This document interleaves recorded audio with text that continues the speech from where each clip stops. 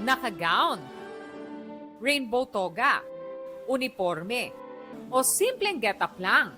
Lahat, welcome sa graduation rites ceremony ng Quezon City LGU para sa mga miyembro ng LGBTQIA+.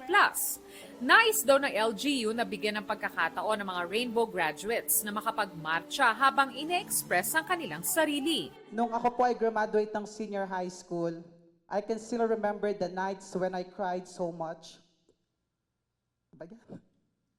Kasi po ayaw po akong payagan ng administration to wear the clothes that I want sa graduation ko. That was back when 2019. Hindi rin po ako pinayagan na mag-makeup sa photoshoot. Tanggapin natin ang kabuuan ng bawat estudyante. Hindi lang ang kanilang grado, kundi pati ang kanilang pagkatao.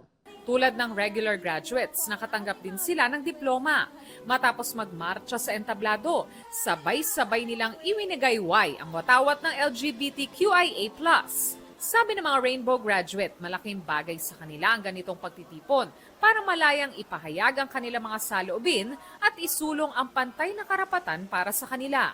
Sobrang saya ko po ngayon kasi na-experience ko po yung ganitong situation in my life na makakit ng stage na ganito po yung outfit ko.